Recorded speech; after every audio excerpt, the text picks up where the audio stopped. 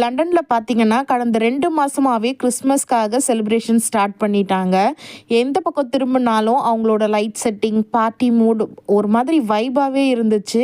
அதுக்காகவே கிறிஸ்மஸ் எப்படா வரும்னு எதிர்பார்த்து காத்துட்டு இருந்தோம். ஆனா, கிறிஸ்மஸ் அன்னைக்கு பெருத்த ஏமாற்றம். பஸ் சர்வீஸ் கூட கிடையாது. ஒரு மனுஷங்கள கூட வெளியவே காணோம். எல்லா ஷாப்ஸும் க்ளோஸ்டு. ஸோ நம்ம எதிர்பார்த்தது ஒன்று, நடந்தது ஒன்று, அப்படி தான் லண்டனில் இருந்துச்சு. பசங்களை எங்கே கூட்டிகிட்டு போகிறதுனே தெரியல. வேறு வழியே இல்லாமல் பக்கத்தில் இருந்த பார்க்குக்கு தான் கூட்டிகிட்டு போயிருந்தோம். பார்க்குக்கு போனாலும் அங்கேயும் யாருமே இல்லை. என்னடா கிறிஸ்மஸ்க்கு செலிப்ரேட் பண்ணுவீங்க நீங்கள் அப்படின்ற மாதிரி தான் இருந்தது. சரி ஓகேன்னு குட்டீஸை வரைக்கும் விளையாட வச்சு அவங்களுக்கு ஒரு குட்டியாக ஒரு என்ஜாய்மெண்ட் கொடுத்து வீட்டுக்கு கூட்டிகிட்டு வந்தாச்சு.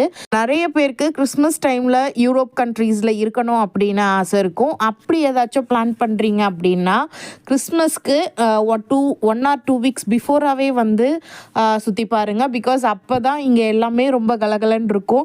கிறிஸ்மஸ் அன்னைக்கு வந்தீங்கன்னா நீங்கள் வெறுமா தான் திரும்பி பார்க்கணும். ஏன்னா ஒன்றுமே இருக்காது. ஒரு கடையோ ஒரு சின்ன ஒரு பஸ் சர்வீஸ் கூட இருக்காது. மனுஷங்களை கூட வெளியே பார்க்க முடியாது.